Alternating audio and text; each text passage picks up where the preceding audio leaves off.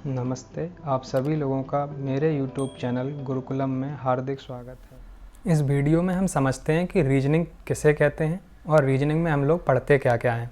सबसे पहले समझते हैं कि रीजनिंग किसे कहते हैं। तो रीजनिंग मस्तिष्क की वह क्षमता होती है जिसमें जब कोई हमें डेटा या सूचना हमें बाहर से मिलती है तो हम उस डेटा और सूचना का कुछ एनालिसिस करके उसका कुछ अर्थ निकालते हैं या उससे कुछ लॉजिक बनाते हैं।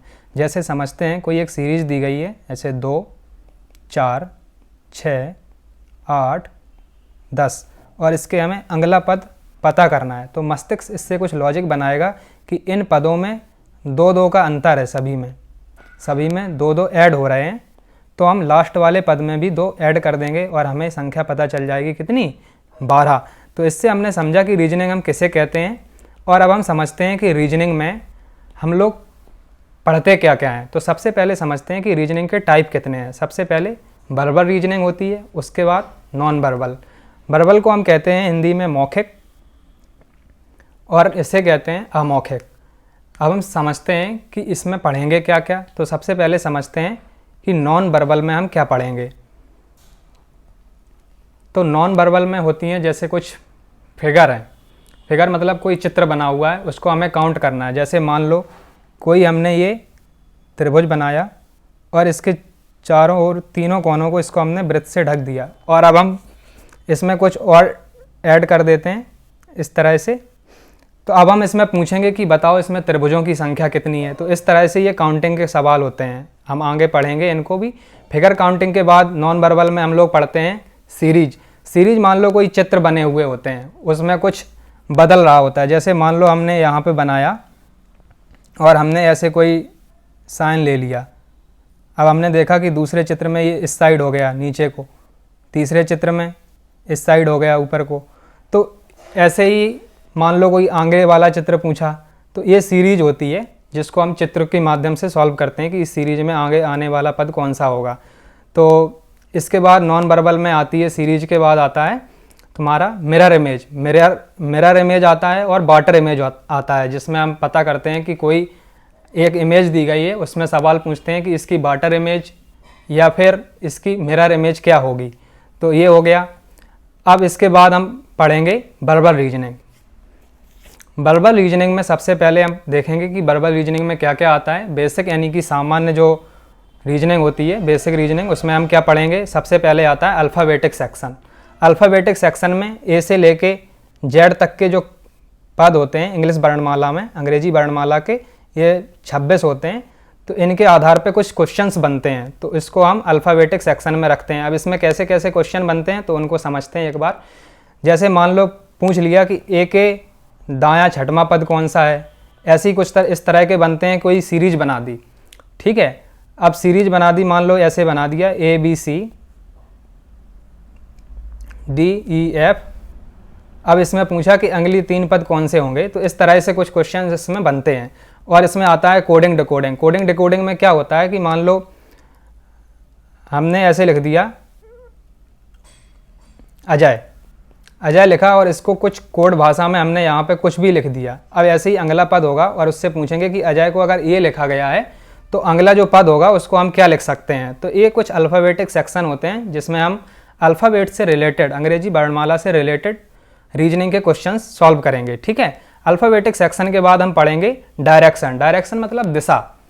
डायरेक्शन में पढ़ेंगे कुछ दिशा के क्वेश्चन होते हैं। जैसे रमेश अपने घर से निकल के पूरब दिशा की ओर गया, फिर वह बाएं मुड़ के 5 किलोमीटर चला, उसके बाद दाएं मुड़ के 5 किलोमीटर चला, बताओ उसके घर का मुख्य दिशा में है या अभी वह किस दिशा में है। तो इस तरह के क्वेश्चन हम डायरेक्शन में पढ़ते हैं। डायरेक्शन के बाद हम देखेंगे ब्लड रिलेशन, रक्त संबंध। रक्त संबंध में हम क्या पढ़ेंगे। जैसे मान लो कोई अपने बारे में कोई सूचना दे रहा है कि मैं तुम्हारे पिता के भाई के चाचा का लड़का हूँ, तो बताइए कि मेरा उस व्यक्ति से क्या संबंध है। इस तरह के क्वेश्चन ब्लड रिलेशन में पूछे जाते हैं, ठीक है। ब्लड रिलेशन के बाद हम लोग देखेंगे रैंकिंग। रैंकिंग में क्या होता है, रैंकिंग में हम सिटिंग अरेंजमेंट पढ़ेंगे। और सिटिंग अरेंजमेंट के बाद होता है, जैसे मान लो कि कक्षा में 10 विद्यार्थी हैं या किसी ग्रुप में 10 विद्यार्थी हैं जो एक पंक्ति में बैठे हुए हैं। अगर सबसे पीछे से काउंट करें तो रमेश 5वें स्थान पर है और ऊपर से काउंटिंग करने पे रमेश किस स्थान पे होगा। तो इस तरह के क्वेश्चन रैंकिंग में बनते हैं।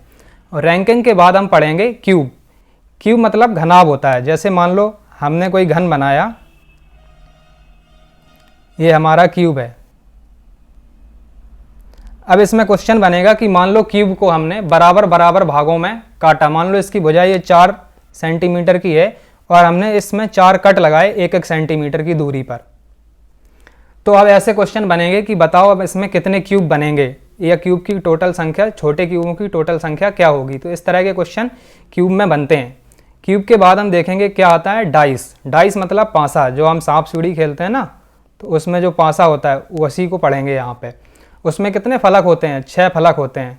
6 तरफ अलग अलग संख्या 1 से लेकर 6 तक उसमें लिखी रहती है। तो इससे आधारित क्वेश्चन पढ़ेंगे कि किस संख्या के पीछे कौन सी संख्या होगी, किसके विपरीत कौन सी संख्या होगी। तो इस तरह के क्वेश्चन डाइस में बनते हैं।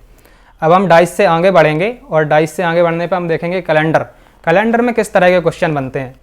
कैलेंडर में क्वेश्चन बनते हैं, मान लो कोई डेट दे दी, मान लो 7 जनवरी 1998 को कौन सा दिन था, या मान लो आज ही की तिथि ले ली या कुछ और ले लिया। तो इस तरह से पूछेंगे कि बताओ कौन सा दिन था। या इस महीने की 1 तारीख को, अगस्त की 1 तारीख को सोमवार है, तो बताइए अंतिम तिथि को कौन सा दिन होगा। तो इस तरह के क्वेश्चन कैलेंडर में बनते हैं। कैलेंडर के बाद हम देखते हैं क्लॉक। क्लॉक मतलब घड़ी।